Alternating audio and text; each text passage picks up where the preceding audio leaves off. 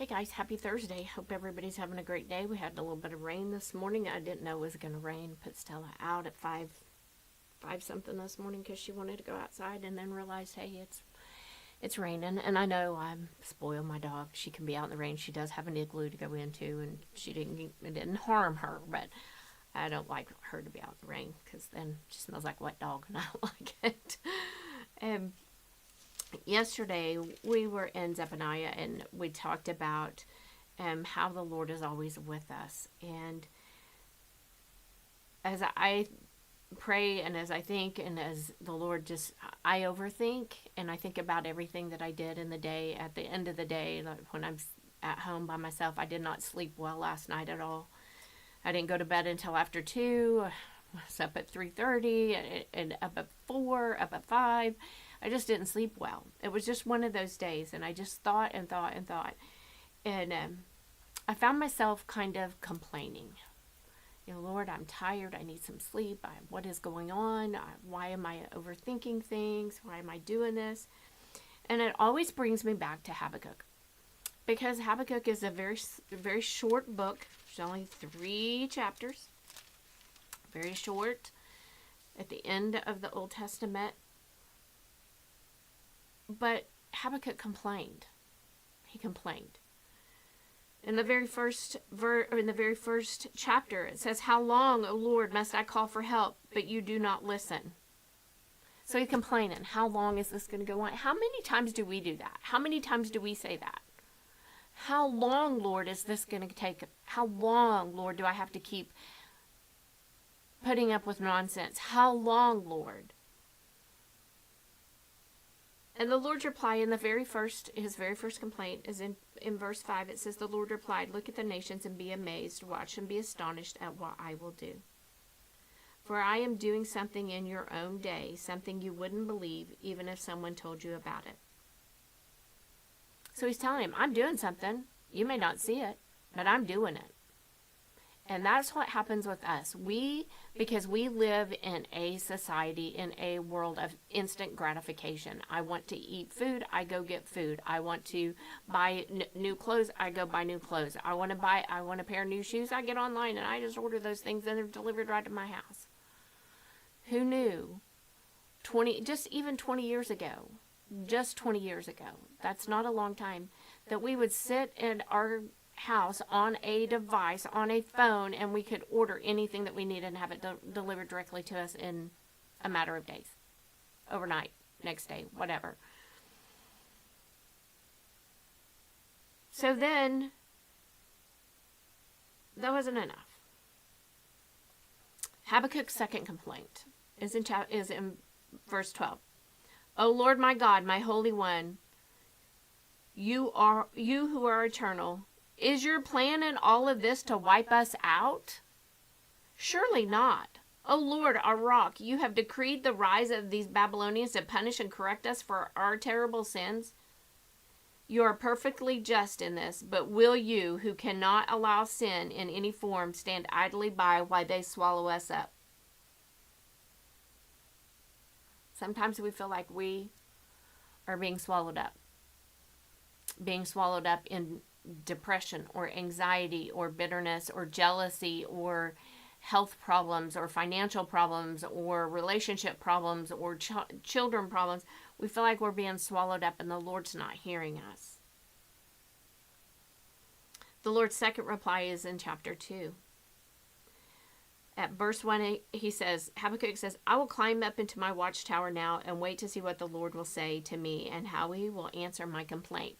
So Habakkuk was honest about it. He was honest. I'm complaining, and I'm going to sit up here in my watchtower where I can see everything that's going on. They could see all around them sitting in that watchtower, and he's sitting there and he's watching everything that's going on, and he's waiting on the Lord's answer. The Lord's second reply starts in verse 2. "Then the Lord said to me, write my answer in large clear letters on a tablet so that a runner can read it and tell everyone else. But these things I plan won't happen right away. Slowly, steadily, surely, the time approaches when the vision will be fulfilled. If it seems slow, Wait patiently. Whoo! We don't want to wait patiently. No, Lord, I don't want to wait patiently. This has been going on for too long. I want it done. Wait patiently, for it will surely take place and it will not be delayed. Look, it goes on to say, look at the proud. They trust in themselves and their lives are crooked, but the righteous will live by their faith. And that's what we need to understand. We have to live by our faith. We have to live by the faith that He loves us enough that even though we may be in a valley, and it may be the deepest valley we've ever been in, we're almost considering it a pit, almost considering it a grave sometimes, He's still there. And we need to wait patiently. He's moving. He's doing the things that He needs to do. And He may be taking you. We all have what we want. You know, we're like, okay, Lord, I want this. I like for this, and I need to move here, and I need to do this, and I need to go there. And we have it all figured out. But we don't like it when He goes, okay, yeah, you're going that way, but we're going to go this way. Yeah, you want that, but I want this. We don't like that. But that's what we need to understand in our faith. We need to trust that. So then, Habakkuk gets, in chapter 3, Habakkuk gets to the praise part of it. He's complained. He sat and he watched and he waited for the Lord's answer. And in Verse 2, it says, I have heard all about you, Lord, and I am filled with awe by the amazing things you have done. In this time of our deep need, hear this prayer, because this may be a prayer we each one need to pray.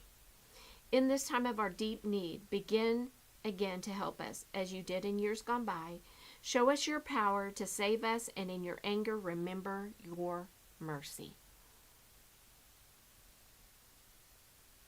Because sometimes it's not an answer to prayer. It's a consequence of our action. We're not getting an answer to prayer because we have to go through the consequence of our own actions. Whether we've treated somebody poorly, whether we've done things that we shouldn't have done, whether we've just turned away from God and said, you know, I'm just going to do this on my own. I had my plan. You didn't bless it. I'm just going to go do it. We know how good He is. Sometimes we just need those little reminders. I posted on my Facebook page today. I posted it on Instagram, and it automatically goes to Facebook. And it was a series of pictures. 2 of them were sunset pictures at Macy's ball game the other night, and then the others were flowers, the first blooms of the year. And one of the flowers is at my dad's grave, my mom and dad's grave. I'm not used to saying my mom yet, and she's been gone for 2 years, and I'm still not used to it. But at my mom and dad's grave, I planted an iris that was called a blue something, and I got it from Steph's garden out at Silver City. She actually gave it to me to put on my dad's grave, and it's been planted there for 5, 6, 7, 8 years, something like that. It's been there a while. I planted one single one, and now there's many, and I think my nephew's already gone and taken some so he could plant them at his house, and I plan to do the exact same thing. But it's absolutely beautiful. It's more purple than it is blue, but it's beautiful. And then at home, I have probably 100 iris plants, and for whatever reason, I have only 2 blooming. I don't understand it. I don't get it. I have dug them up. I've replanted them. I've moved them. And so I've just left them alone. And last year I had a lot, and this year I have 2. But then I noticed my peony is just about to pop open, and I have some rose buds that are about to pop up. That is a miracle to me, because I planted those peonies a long time ago, and they would just bloom, or they would just foliage, they'd just be green. There would be nothing. Last year, I got my first peony blooms. This year, there's 2. And I'm excited about that, because that to me is a miracle, that something that dies in the winter can come back in the spring and be absolutely beautiful. And that's how we can say, I have heard all about you, Lord, and I'm filled with awe by the amazing things you have done.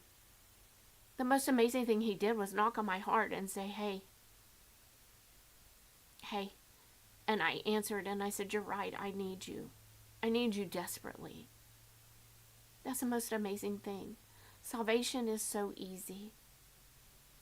Living for him and trusting him gets difficult when we're in a valley, even when we're on a mountaintop, because we forget to acknowledge how amazing he is and how he is the one that put us on that mountaintop.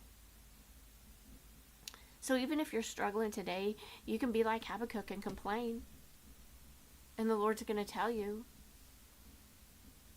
slowly, steadily, surely, the time approaches when the vision will be fulfilled. If it seems slow, wait patiently, for it will surely take place. Just like he told Habakkuk. We need to understand that. Some days it's hard. I've been walking through a valley. I feel like I've lived in a valley for a little while, for the last 5 years. Having to deal with my mother, who is very difficult at the end of her life. She had Lewy body dementia. It was awful. And having to deal with that. And then just other things. When my mom passed away, things came up that I didn't realize I had hidden so long or had pushed down so long. It's like the Lord freed me from a lot of things. But in that, you got to heal. And that's hard sometimes. Because I have given more grace to somebody who has treated me absolutely horrible than I have ever given myself. I'm mean to me. And we all can be that way. But this prayer, slowly, steadily, surely, the time approaches when the vision will be fulfilled. His vision for my life, his plan for my life, will be fulfilled. I have no doubt about that. He knows my stupidity. He knows my stubbornness. He knows my bitterness. He knows all of those things about me. But I know that his plan is going to be fulfilled because he promised that to me. And just like he promised it to you. So I hope today that even if you're walking through that valley and it's the hardest thing that you've ever been through, shout out, reach up, call the church, 918-399-5956, and I will do whatever I can to help you. You are not alone. And the most important person that's with you in that valley is the Lord. He promises to never to leave us nor forsake us. And if you want to recite anything, recite Psalm 23. It's the best thing because that is just full of his promises. Because he hasn't left you. It's in his timing. And sometimes that's hard for us to handle in our timing. So I hope you guys have a great, great day. Enjoy the sun. It came out a little bit. I think it's clouding back up because it's supposed to rain again, maybe. Sunday morning, 9 and 11, we would love to have you join us. Services have been amazing. The worship has been great. Word has been amazing. And I just know the Lord has greater things in store for this church. And I'm excited about that because I know when it's hard, I know that means the enemy is scared. And he is fighting, and we just have to keep our eyes focused on Jesus, and he will be the author and the finisher. That's what we have to do. And when the enemy tries to remind you of your past, you remind him of his future. Tell him he doesn't have any power over you. Get behind me, Satan. You have no authority over me. Zero. Because greater is he that lives in you than he that lives in this world. So just know that. We had a great group of kids last night. We had I think there was about 60 again last night between the younger and the older. We will be taking a van if we have kids that want to go. We will be taking a van or I don't know that I will be, but there will be a van going to the Power Force in Jennings on Monday the 28th at 7 p.m. So the van will probably run around 6 o'clock. I think Travis said he was going to, I don't know. Somebody said last night they were running. I don't remember. But I was trying to get kids checked in, so I don't remember. But if your child wants to go to that, just text the church 918-399-5956 and let me know that they want to be picked up for the Power Force in Jennings at 7. Upcoming events, we have Teen Challenge that is going to be here on May the 4th. And then in June, we have the Boys Camp, June 16th through the 16th through the 21st. And then in July, the Girls Camp, the 21st through the 25th. We do need donations for those camps because it does take a lot. We're trying to build an obstacle course for them. And we're gonna have to buy some things in order to build that obstacle course because we don't have the stuff. So we do need donations for camp. If you would like to do that, please just let me know. And if you just mail in a check, it's P.O. Box 57, Oilton 74052, and just notate on there for girls camp, boys camp, or kids camp, however you want to put that. We do need those donations. We have to feed them. We have to, provide for them all of the things. So I'm trying to get my schedule together so I can let the girls know what we're going to be doing each day. But trying to get all of these people's schedules put together is difficult. So pray over our kids camp because we do this because we love the kids. They're amazing and they're worthy. They need to know they're important. And so if the Lord has laid it on your heart to help with the kids camp, please just let me know. I hope you guys have a great rest of your day, and I will hopefully see you back here tomorrow.